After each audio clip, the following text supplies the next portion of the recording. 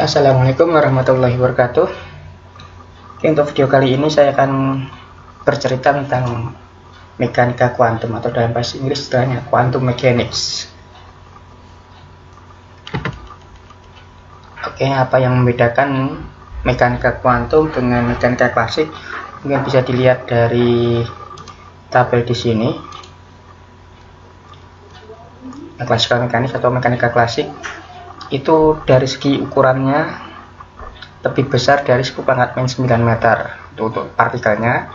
Kemudian untuk mekanika kuantum berarti dia ukurannya lebih kecil.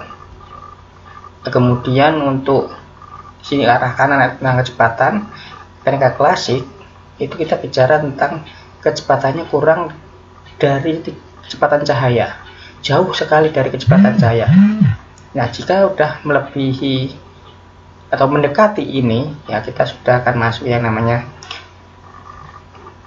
relativitas. Kemudian untuk kuantumnya sendiri, kita akan memasuki quantum field theory atau teori medan kuantum. Itu yang membedakan.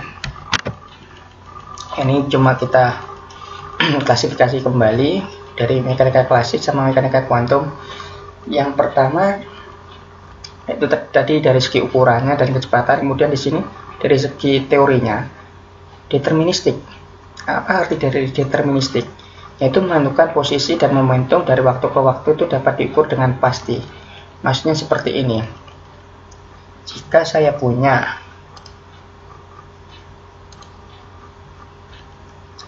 ada massa, kemudian ada percepatan. Nah, berarti dari sini akan muncul yang namanya di sini hukum Newton. Kita bisa tahu dari hukum Newton, kita dapat ketemu F sama dengan M kali A. Nah, selain itu dari F kita juga akan, ini pun pasti, F-nya besarnya itu pasti.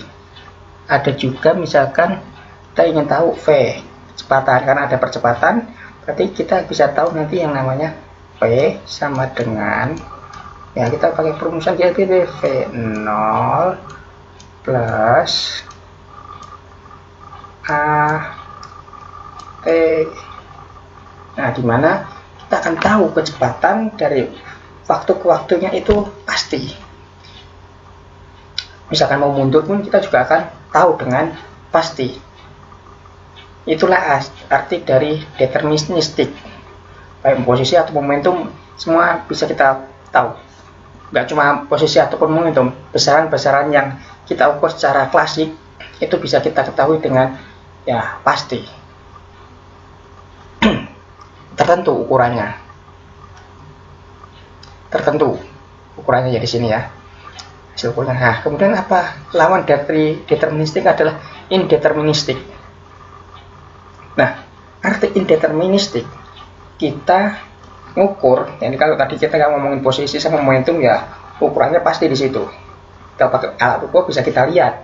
Tapi kalau kita ngomongin, kita berbicara tentang mekanika kuantum, ya kita tidak bisa lihat posisinya di mana, momentumnya seberapa. Nah, kita karena bendanya amat sangat kecil, sehingga kita tidak dapat menentukannya dengan ya pasti. Hanya di sini istilahnya indeterministik. Dan istilah indeterministik misalkan kita ukur sekarang, nah apakah nanti kedepannya akan juga sama dengan hasil kita? Ya, itu juga belum tentu. Jadi di sini untuk indeterministik nanti hasil ukurnya adalah berupa peluang. Nah, kemudian yang memegang peranan penting di mekanika klasik di sini adalah hukum Newton. Ya, kita udah bahas di sini. Hukum Newton itu memegang peranan penting untuk ya dinamikanya. Kita bisa ketahui A-nya seberapa, kecepatannya seberapa, gayanya seberapa, dan lain sebagainya. Energinya seberapa pun juga bisa kita ketahui. Nah, kemudian untuk di mekanika kuantum yang memegang peranan penting di sini adalah persamaan Schrödinger. Ya, bentuknya seperti ini. Ini kita baca I H bar parsial psi parsial T sama dengan min H bar kuadrat per 2M kalikan partial kuadrat C partial X kuadrat plus VC, dimana C fungsi gelombang nanti, kemudian H bar itu konstanta Planck dibagi dengan 2B,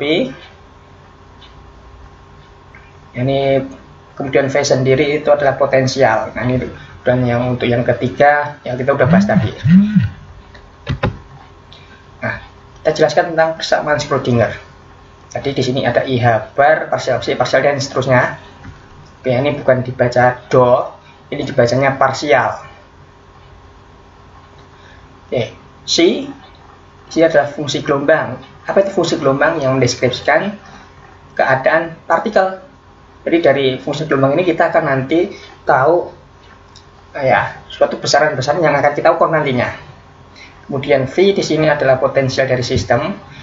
Kemudian H bar di sini adalah H per 2B, di mana H adalah konstanta Planck. Kemudian di sini ada I di sini adalah komponen imajiner, atau kalau kita komponen imajiner dari bilangan kompleks biasanya ini berupa akar min 1. Mungkin perlu buka kembali tentang bilangan kompleks. Kemudian di sini ada M, ini artinya massa suatu partikel yang akan kita ukur secara kuantum. Nah, kemudian apa itu fungsi tadi?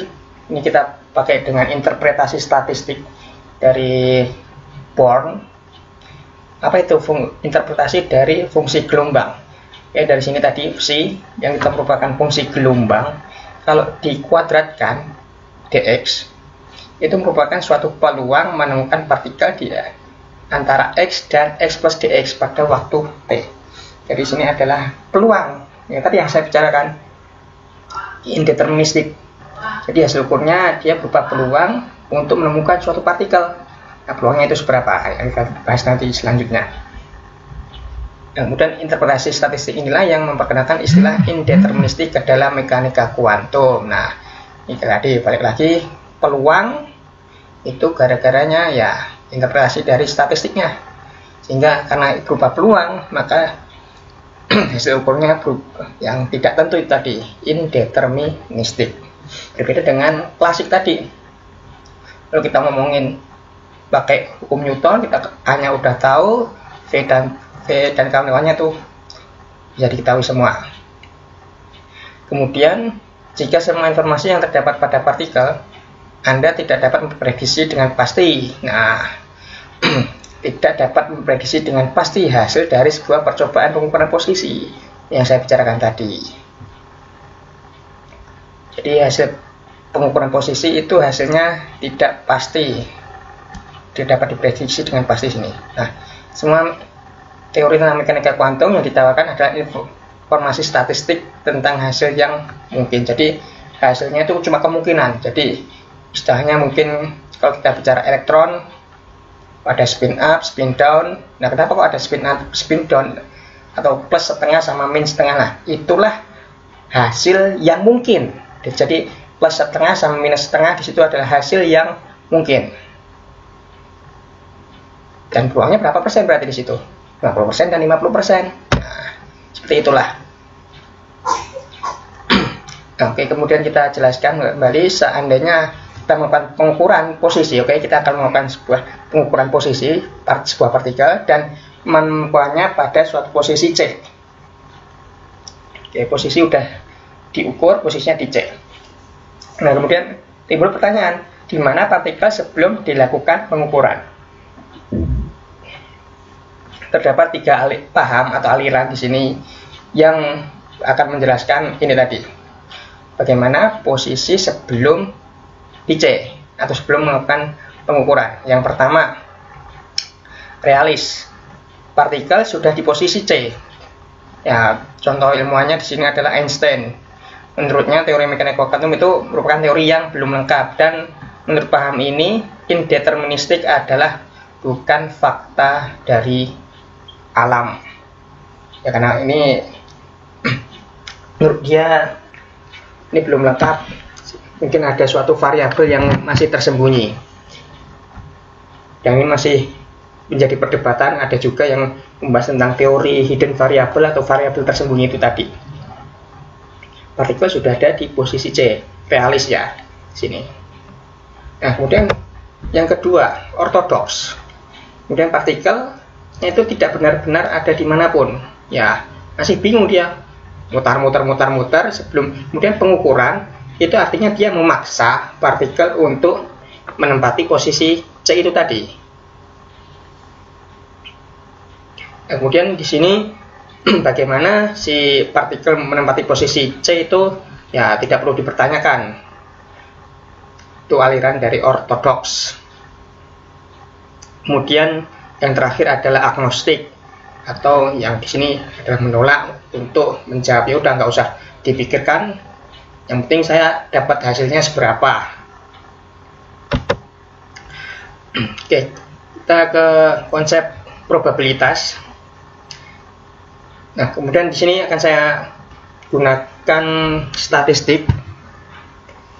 Bayangkan dalam suatu ruangan terdapat 14 orang dengan data sebagai berikut. Satu orang berusia 14, satu orang 15, 3 orang berusia 16 tahun, 2 orang 22 tahun, dan seterusnya.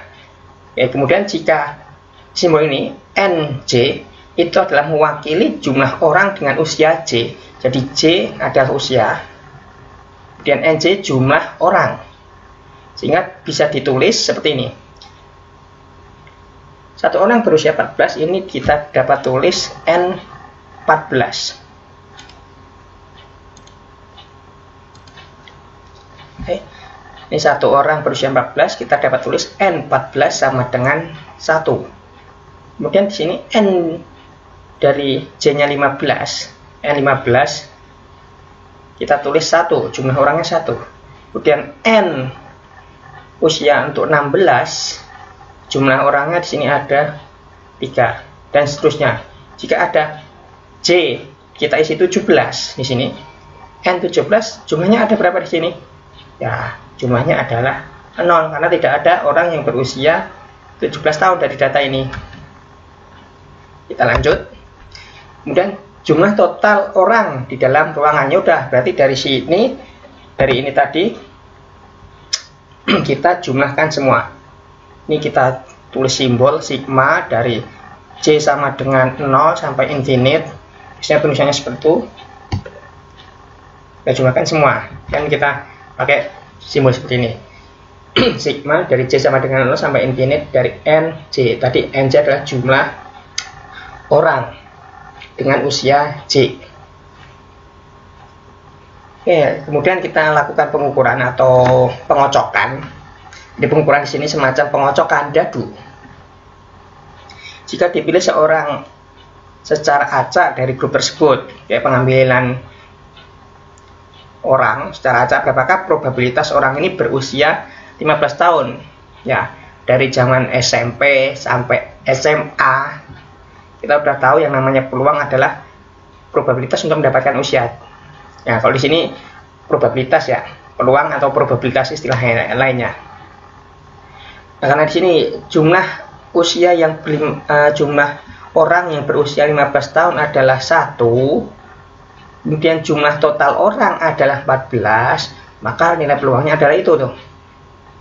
Jumlah orang berusia 15 tahun kita bagi dengan 14. Jika di sini kita ganti berapakah probabilitas orang berusia 14 tahun? Ya, tinggal ini. Peluang untuk mendapatkan pengambilan satu orang yang berusia 14, ya jumlah orang dengan usia 14 tadi adalah 1, dan jumlah orang total orang ya di sini 14, dan seterusnya. Atau secara umum ditulis seperti ini, PJ sama dengan NJ per N, dimana N tadi adalah jumlah total orang, NJ adalah jumlah orang yang berusia J. Kemudian jika kita jumlahkan semua peluang ini tadi, jumlahnya adalah 1. Oke. Ya, yang namanya peluang kita sudah tahu sendiri, nilainya antara 0 sampai 1. Ya, diingat-ingat kembali. Dan di sini kan udah sesuai nih. Peluang untuk mendapatkan satu orang berusia 14 tahun adalah 1/14 ini. Antara 0 sampai 1 juga nih. Kalau kita buat desimal, ya silakan sendiri. Kalian ubah menjadi desimal. Kemudian kita lanjut di sini kalau kita jumlah tadi 1 ya. Usia berapakah yang paling mungkin? Artinya maksudnya di sini adalah yang paling banyak adalah yang 25. Oke, kita buka kembali. Nih. Jumlah orang yang berusia 25 adalah 5 orang. Inilah yang kita maksud, yang paling mungkin. Kemudian berapa median dari data usia tersebut? Ya kita urutkan aja. Yang namanya median kan kita buat urut, kemudian kita cari tengah-tengahnya. Karena di sini tadi jumlah datanya adalah 14 kita bagi 2, itu artinya 7. Kita cek kembali dari sini. Kita cek, nah ya di sini harus ada tadi jumlah 14. Jadi kita bagi 2 ke sana 7, ke bawah juga 7. Oke, kita jumlah di sini. Ini udah 2, 5, 7. Nah, sehingga di sini median.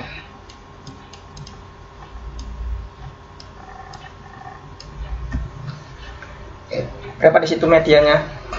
Nah, antara nilai 22 dan 24. Itu 23.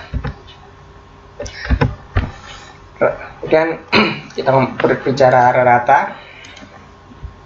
Berapa rata atau min dari usia yang ada? Ya, tahu sendiri kita ngomongin berbicara tentang usia rata berarti mungkin dari zaman SMA frekuensi dikalikan nilai datanya, kita jumlahkan semua itu perkalian antara frekuensi dengan data, nilai data, jumlahkan kemudian dibagi dengan jumlah data. Nah, di sini frekuensi tadi 14 adalah 1 orang, frekuensi 15 1 orang, frekuensi 16 3 orang, frekuensi 22 adalah 2 orang, frekuensi berusia 24 adalah 2 orang, dan yang terakhir usia 25 adalah 5 orang. Kita jumlah, kemudian kita bagi jumlah total orangnya. Itu adalah 21 berapa dari usia. Kemudian nah, kalau secara umum nilai rata mungkin dari zaman SMA sering ditulis pakai model kayak gini. C apa tuh namanya? C garis gitu aja ya. C tilde biasanya tulisannya. Nah, kalau di mekanika kuantum di sini penulisannya seperti ini nih. Pakai kurung, bukan kurung siku juga di sini, kurung ya, kurung seperti itulah. Nah, ini dapat kita perumum menjadi ini tadi. Sini kan tadi ada C. Kemudian dikalikan dengan jumlah apa namanya? NC-nya. Ini C ya, yang 14, 15, 16, 22 24, 25 itu adalah C-nya. Kemudian ini C, 14 itu adalah C, 15 itu adalah C. Kemudian dikalikan dengan NC, di mana NC di sini adalah 3, 2 dan seterusnya situ. Kemudian kita bagi dengan N, atau kita tulis secara lebih umum adalah sigma, di mana NC per N itu menjadi PC. Ini NC per N itu menjadi PC. Nah, dalam mekanika kuantum nilai rata ini juga sering disebut dengan nilai harap, atau nilai harap untuk memperoleh nilai sekian. Bukan, nilai harap hasil ukurnya. Nilai harap dari hasil ukur. Hasil luaran yang paling mungkin diperoleh jika melakukan sekali pengukuran. Nah, contohnya tadi kayak misalkan spin, ya nilainya adalah ya setengah sama minus setengah. Nah, itu yang kita sebut sebagai expectation value atau nilai harap. Kemudian ada rata dari kuadrat usia.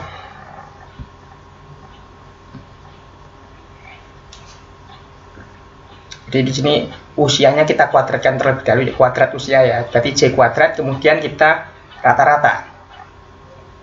Oke. Usia kuadrat, berarti kita tulisnya J kuadrat, kemudian kita rata-ratakan. Ya, pakai simbol kurung seperti itu.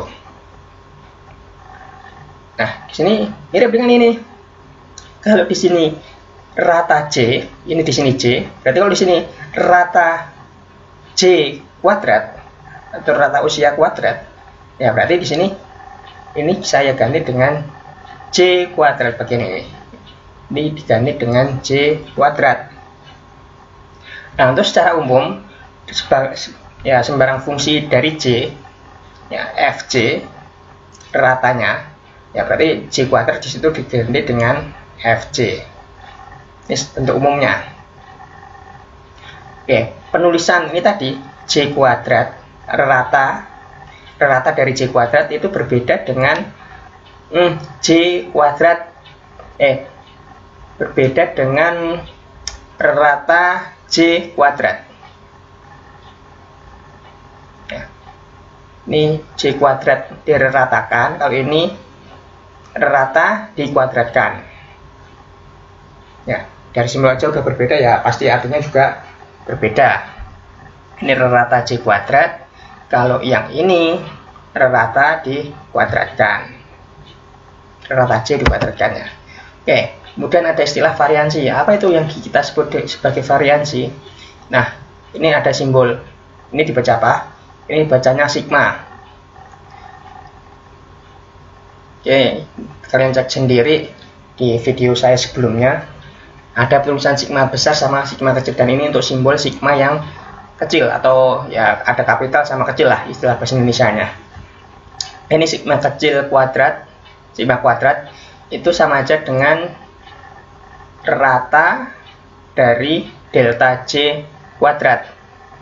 Nah, sigma sendiri di sini disebut dengan standar deviasi, dan ini untuk penurunannya silahkan cek di buku-buku yang lain. Saya langsung penulisannya seperti ini.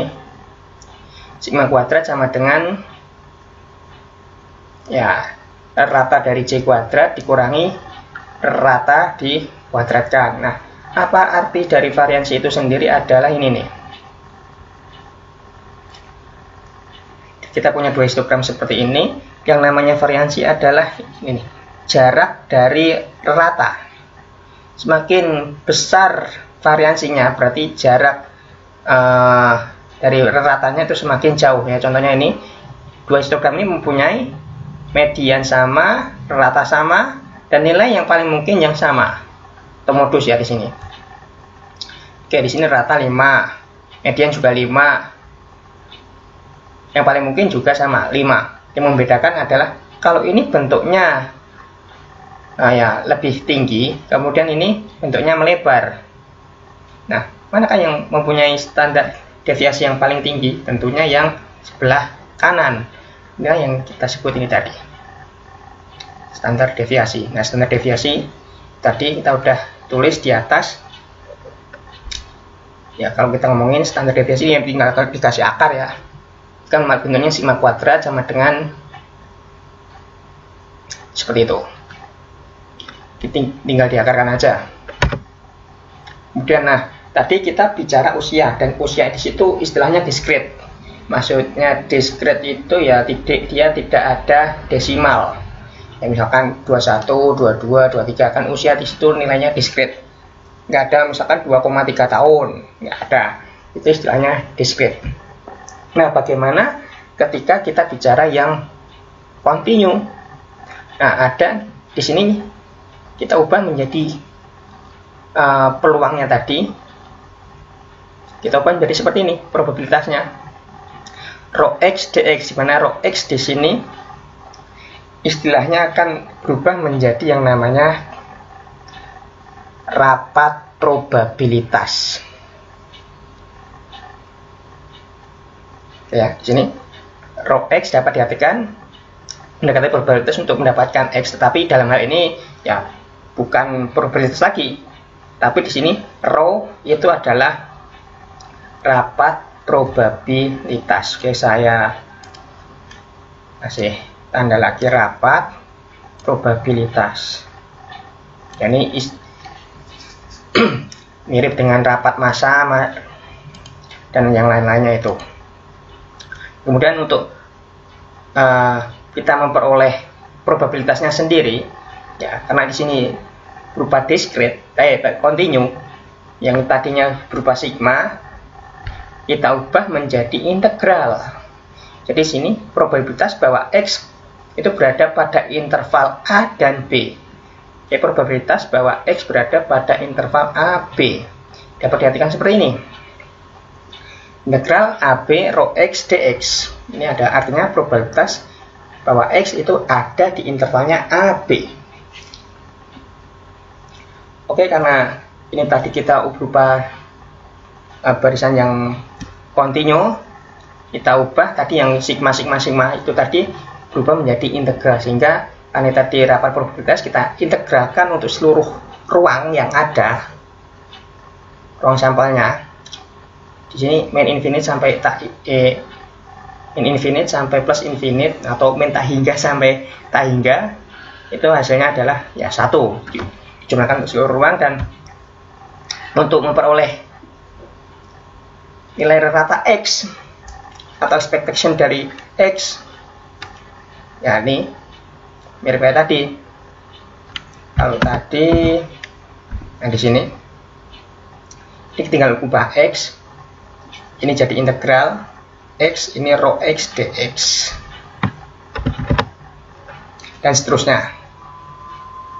Oke, dan seterusnya sampai bawah. Oke, kemudian kita latihan.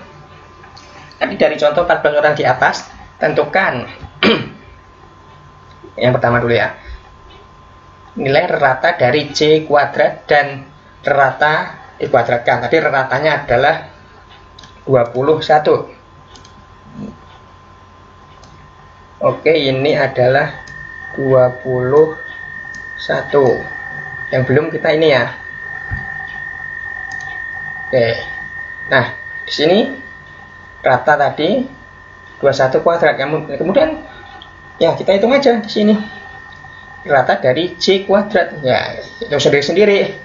Dibagi 14, C kuadrat NC. Ini C kuadrat, C kuadrat, C kuadrat, NC-nya 3 ya, dan seterusnya. Itu ketemu segini. Nah, 459,571. Itu untuk rata C kuadrat. Nah, kemudian kita hitung delta C untuk setiap C. Ya, dari situ kita buat tabel seperti ini. Delta C itu artinya ini,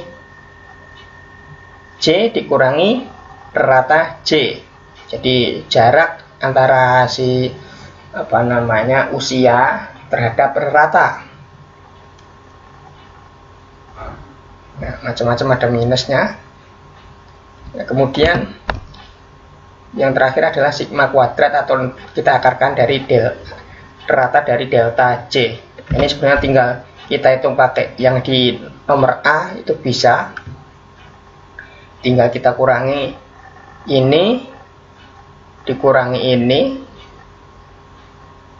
ya bisa kita gunakan sigma kuadrat itu sama dengan akar rata dari C kuadrat dikurangi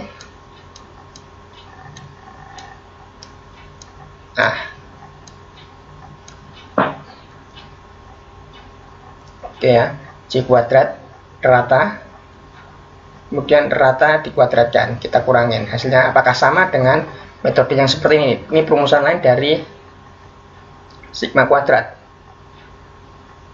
ya, makanya ini tabel cukup penting. Nah, sigma kuadrat tadi dari definisi rata. Nah, ini tadi karena di sini delta C, ya udah di sini ikutkan aja yang ini aja deh, Nah, ini saya ganti delta J kalikan PJ, atau ini ganti delta J kalikan NC per N. Mohon maaf agak batuk.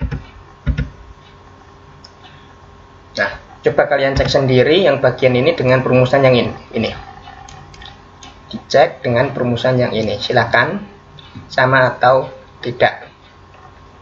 Oke, untuk nomor 2 buat kalian latihan sendiri, silakan cari, belum saya tulis di sini. Kemudian untuk selanjutnya kita akan bahas tentang normalisasi. Apa itu normalisasi? Ya, normalisasi artinya ini nih. Dapat probabilitas itu menemukan partikel di titik X pada saat T.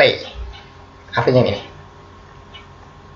Dapat probabilitas menemukan partikel di titik X pada saat T. Si X, T kuadrat.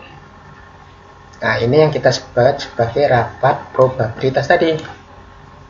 Jadi rapat probabilitas di mekanika kuantum diibaratkan seperti ini, fungsi gelombang dikuadratkan. Oke, fungsi gelombang di sini sifatnya nanti adalah kompleks, bilangan kompleks. Jadi di sini kita mainnya dengan bilangan kompleks. Nah, kemudian di sini fungsi gelombang psi ditentukan oleh persamaan Schrödinger. Jadi fungsi gelombang harus mengikuti yang namanya persamaan Schrödinger, tidak boleh sembarang memilih fungsi gelombang. Ya, kalian ingat kembali tentang ya, mata kuliah gelombang, bagaimana cara menentukan gelombangnya, bentuk fungsinya seperti apa, bisa sinus, bisa kosinus, bisa eksponen, ya, dan seterusnya. Nah, di sini psi itu merupakan solusi, bentuknya ya bisa sinus, kosinus, dan seterusnya. Nah, berarti maka A psi, nilai psi ini tadi tinggal dikalikan dengan A, di mana A itu bilangan kompleks, itu juga merupakan solusi ya. Berarti kalau tinggal mengalihkan skala, dia seharusnya tidak merubah apa-apa, cuma ya paling cuma tambah besar atau tambah kecil aja, gitu aja. Nah, di sini untuk menentukan koefisien A ini tadi itu disebut proses normalisasi. Nah, kenapa kok kita perlu normalisasi? Nanti akan di slide selanjutnya. Dan si di sini itu tidak boleh, jika psi sama dengan 0 itu tidak memenuhi integral di atas. Ya, kalau psinya 0 ya nggak mungkin kan sama dengan 1. 0 diintegralkan ya nggak mungkin. Jadi dapat dikatakan bahwa psi sama dengan 0 itu tidak ternormalisasi dan tidak dapat digunakan untuk mewakili keadaan partikel. Ya, tadi kalau keadaan partikel itu harus dinyatakan sebagai fungsi gelombang dan psinya itu harus jelas-jelas ada. Kalau di sini psinya sama dengan 0 berarti artinya ya tidak ada fungsi gelombang. Maksudnya seperti itu. Nah, ini kenapa kita harus melakukan normalisasi. Ini kan fungsi gelombang psi sudah ternormalisasi pada waktu T sama dengan 0. Nah, apakah psi di sini, psi ini tadi akan tetap ternormalisasi untuk waktu yang berjalan seterusnya itu? Nah, beruntungnya persamaan Schrödinger menjamin bahwa fungsi gelombang tetap ternormalisasi. Jadi menjamin, kenapa kok kita perlu normalisasi di sini, agar fungsinya tiap kali kita melakukan pengukuran itu tidak berubah dari waktu ke waktu, bentuknya seperti itu saja. Berikut pembuktiannya. Ya, tadi syarat ini tadi normalisasi min infinite sampai plus infinite kita turunkan terhadap waktu. Untuk integral ini kita turunkan terhadap waktu. Kemudian integral ini, turunan ini masuk ke bagian integralnya sehingga menjadi turunan parsial. Nah, bentuk yang seperti ini, parsial psi parsial t, parsial psi kuadrat parsial t itu dapat diubah menjadi bentuk seperti ini. Yang ini itu adalah ini. Ya, parsial psi kuadrat parsial t. Ini ingat kembali tentang pelajaran bilangan kompleks yang namanya psi kuadrat. Itu sama dengan psi asterik dikalikan psi. Hanya berubah jadi seperti ini. Ini tinggal turunan parsial biasa.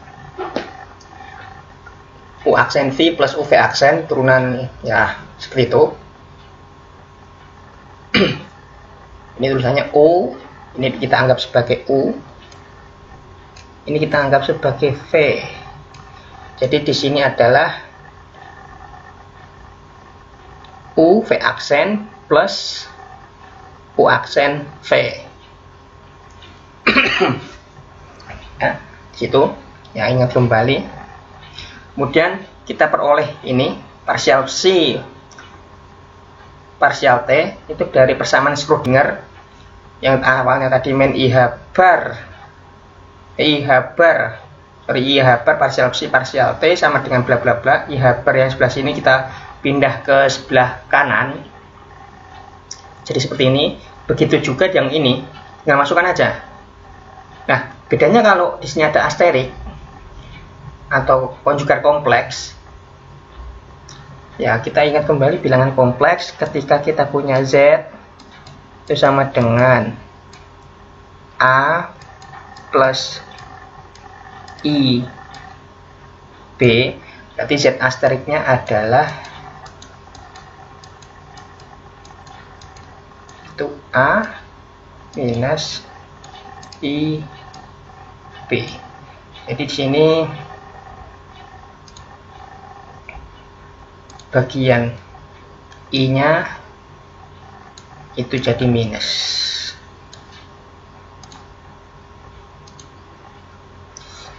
Ya, makanya di sini yang bagian asterik ada I, ada minusnya. Ini bagian ini ada I, ini kan nggak ada asterik, berarti plus aja. Kemudian di sini bagian I ada minusnya. Nah, kalau di sini minus, ya dikalikan dengan minus lagi, minus ketemu minus jadi plus. Oke, dan seterusnya.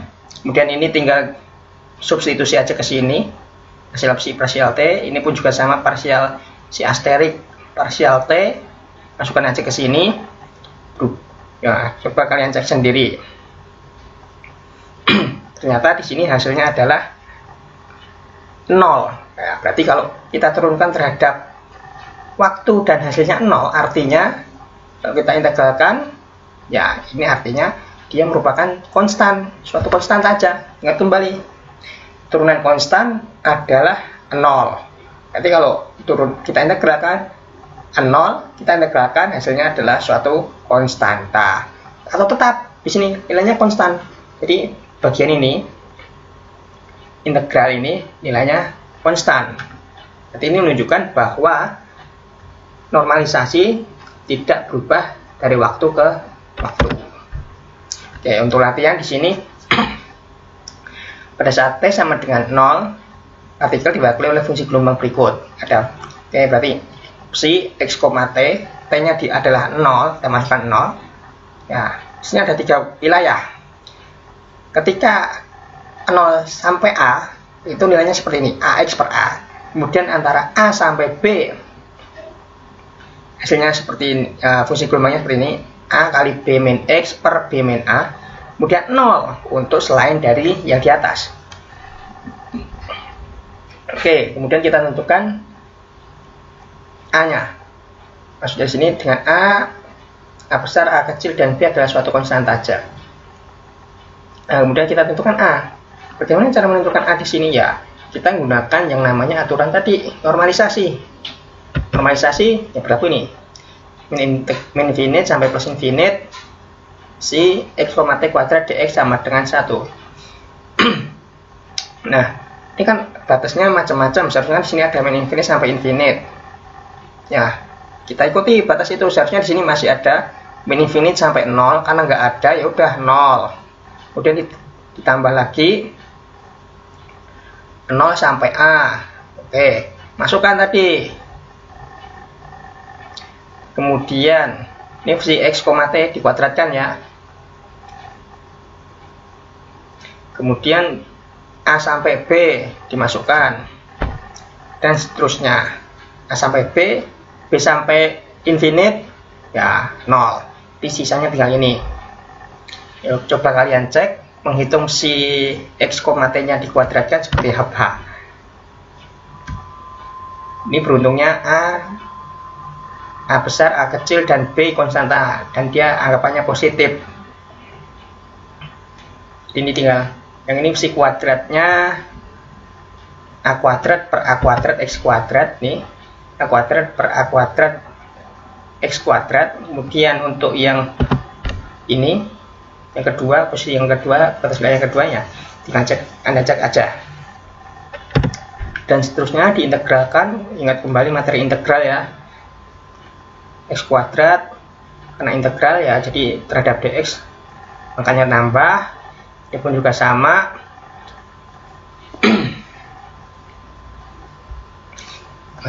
masih mudah lah di sini ya, dan hasilnya nilai A nya adalah akar 3 per B. Nah, sini kan tadi kita hasil akhirnya ini A kuadrat B per 3. Kita samakan yang 1 di sini. Ini A kuadrat per B per 3. B per 3 sama dengan 1. Jadi tinggal kalian bolak-balik aja di situ. Jadi hasilnya ini. Kemudian pertanyaan yang kedua, di manakah partikel dapat ditemukan pada saat T sama dengan 0? Jawabannya tadi apa? Di X. Arti dari ini sendiri tadi. Ini tadi peluang untuk mendapatkan nilai X antara min infinite sampai plus infinite. Atau kalau tadi kita bicara mana tadi?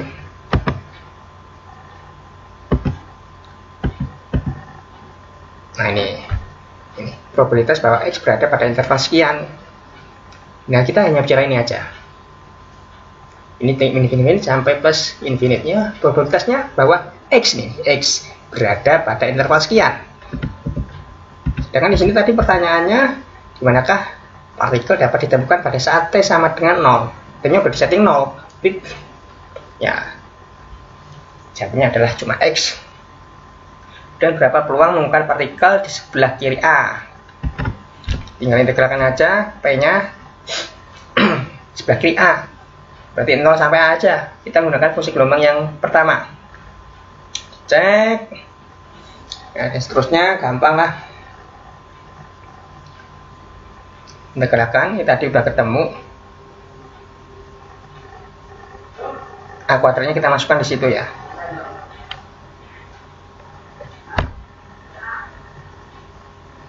Kemudian cek untuk segitu.